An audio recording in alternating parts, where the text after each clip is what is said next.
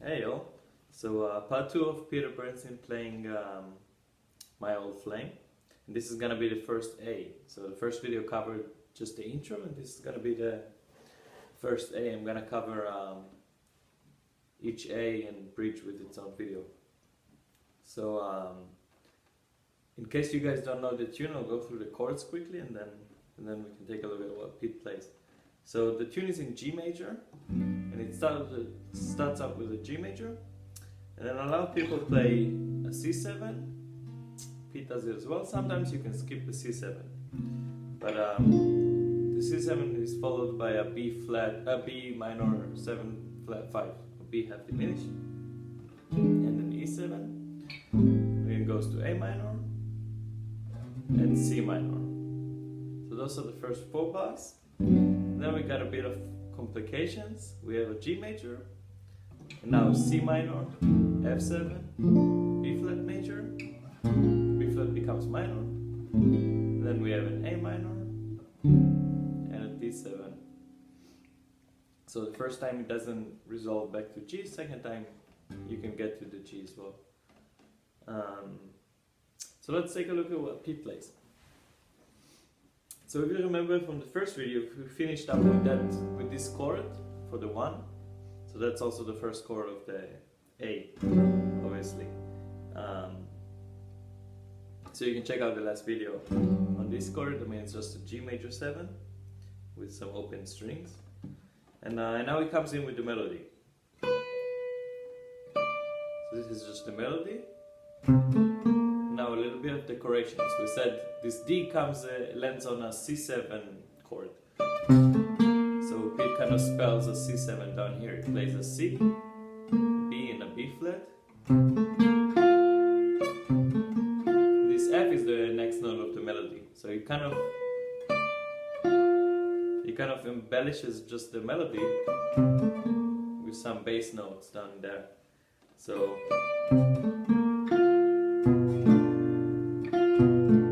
now this is a B minor 7 flat 5, so Pete just arpeggios kind of the chord, right? We have an F up here, now a B, and then an A and D together. And the next chord is kind of the E7 already, and he plays this very typical E7 chord that he uses a lot when he has E7 or B flat 7, right? The sub 5. So this chord is this, we have a C sharp triad up here, so E sharp, C sharp and G sharp. You can also look at it as a D flat triad, I guess. A D here on the 5th string, and the low E, the open E string. Then he goes on with the melody. He plays a little bit of embellishment on this E, so E, F, E, D sharp, E, right? Just quickly surrounding the E with 2 chromatic notes. Now what he does on this A is a very simple kind of, it's this line cliche that we hear a lot in jazz, but he does it from the same octave. So he plays an A once, and then he plays a minor second, A and G sharp, A and G, A and F sharp, A and F, and A and E. Now he keeps going with the melody, B and C. And now down here is the C minor, so he plays the E flat first, and then plays this C minor 7 with the 11 as well. So again, it's like a perfect 4th chord, right? Just fourths. So we have E flat, B flat, F, and a C.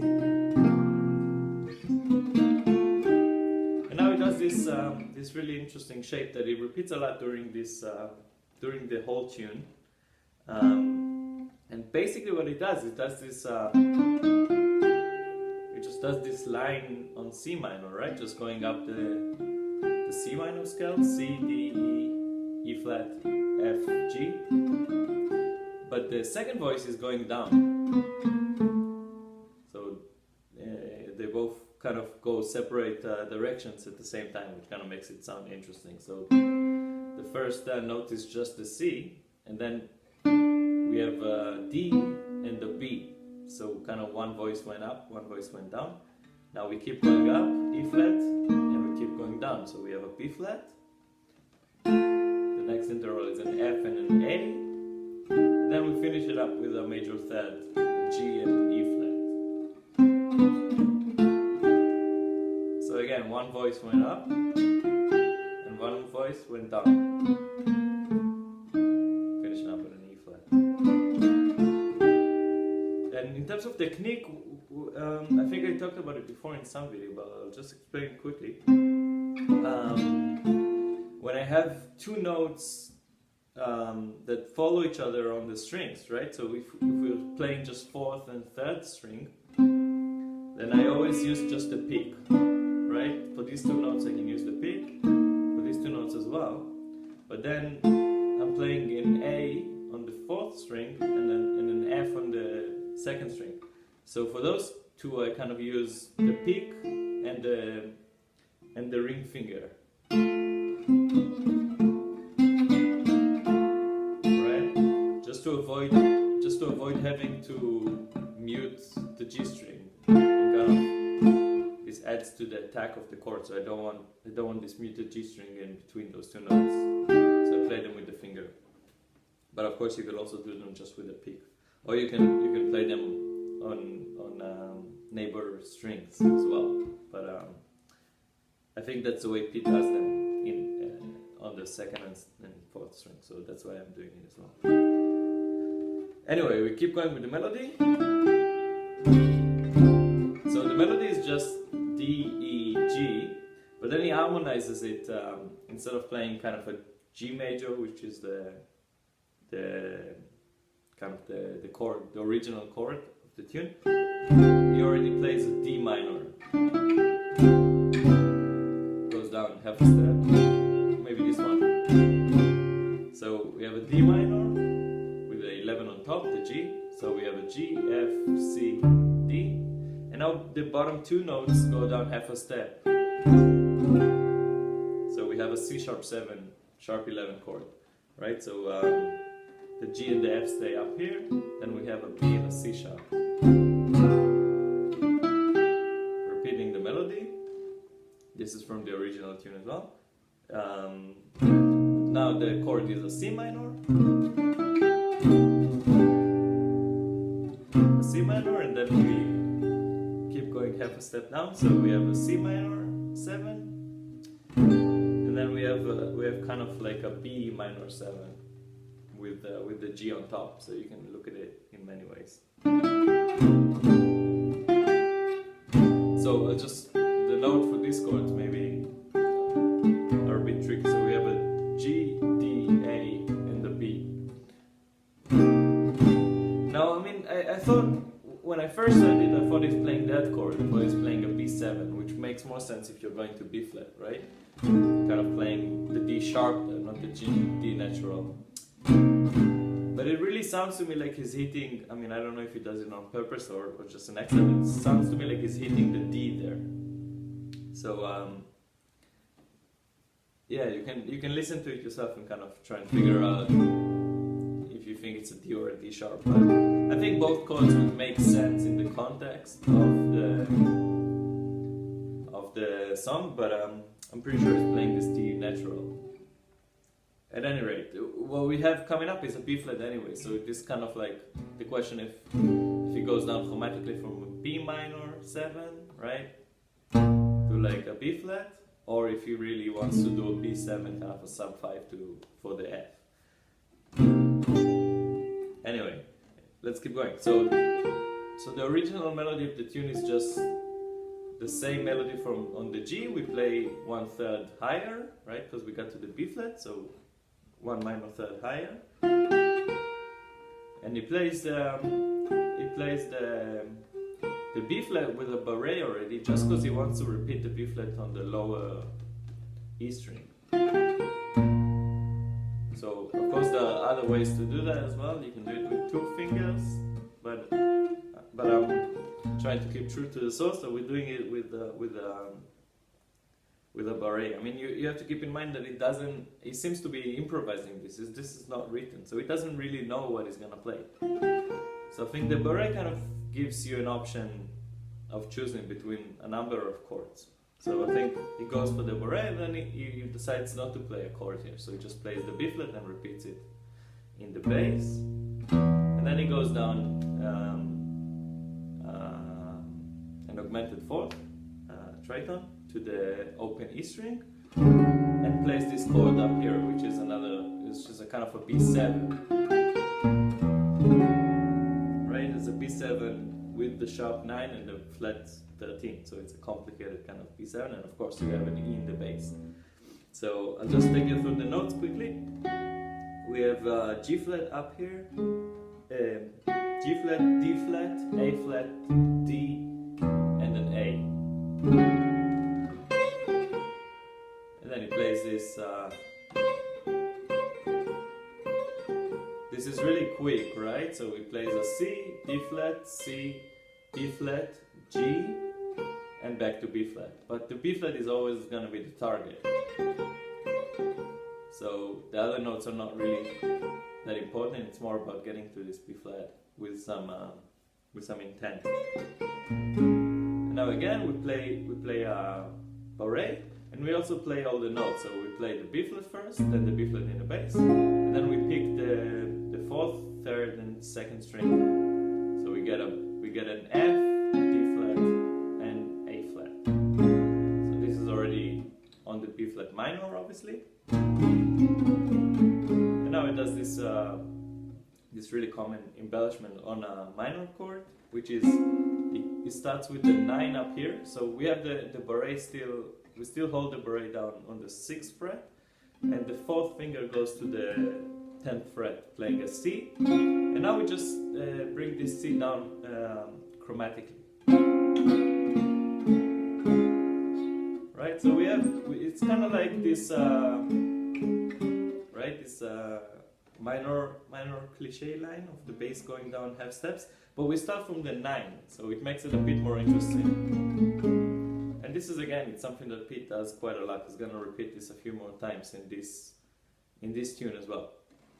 So once we play that, we get to the B flat, back to the B flat minor, and now we go back to the melody. The melody is just a C and a D.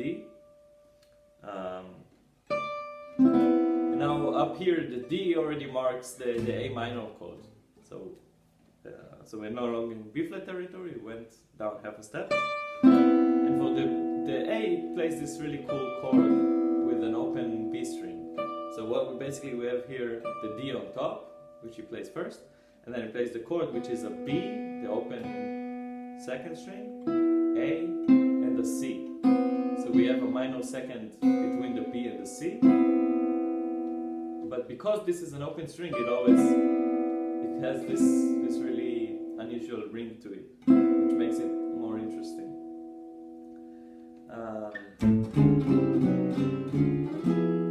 Now he kind of plays, this sounds to me like an E7, so he got to the A7, but then he doesn't really want to go to the D7 yet. He wants to spend some more time on the A minor. So just to create some movement around here, he doesn't want to stay on the A minor for a whole bar. So he puts in another kind of E7 that's gonna take us again to the A minor. So he plays the A in the bass first, then he plays this.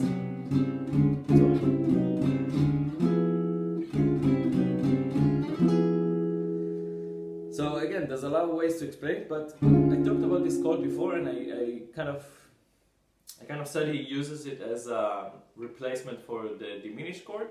So if you think about this as just a diminished chord, we have a diminished F chord or a D. Anyways, this is the same diminished you would use on an E7, right? And then up a minor third, so the same chord in another inversion. And this is just like some chromatic embellishment on the first chord. Right? So if that makes sense to you with the diminished chord, now it does the same thing with this chord, which is kind of replacing the diminished chord. This is the same chord we've been talking about before for the E7. So we have D flat or C sharp triad up here, F, D flat, A flat, and the D in the bass. Now it just takes it half a step down, another half step, going back up, and now a minor third up. So again, harmonically there's many ways of explaining this, but I think the best way of thinking about it is just playing around this diminished sound, right? This for the E7. Right, so having played that, he goes back to the melody kind of. I mean, maybe this is not really a part of the melody, it's kind of like embellished. Plays a D, B, C, and an A. And again, the A I'm grabbing with a barré already, because we're gonna need to play a chord down here. So we're playing the A, and then we're playing an A7 chord. Again, this is a lot of times when you have a 2-5, you can make the two usually would be a minor chord, a minor 7 chord, but you can turn the 2 into 7 just to make it more interesting. Like, then it's not a 2, it's like a 5 or 5. Which is exactly what it does. It plays first an A7 sharp 11 with the 13 on top. I mean, it did exactly the same thing in the intro, so you can check out that video, but I'll go through the notes quickly. We have an A, F sharp, C sharp, G, D sharp, and then A down here. And now the F sharp becomes an A natural, so from 13 to flat 13. And then we get to the D7, he plays a D7 sus, so just the barré on the 5th string, on the 5th fret, sorry. And we play the A string, the D string, the G string, and the B string, so just those 4 strings. And now we kind of, he plays a sub 5, so an A flat 7, with a B flat on top. So then we play that D sus, he goes straight to the B flat on top, first string, and then he arpeggios this A flat 7, so A flat, G flat, C. And now he resolves it to G. This is the beginning of the next A, so this is gonna come.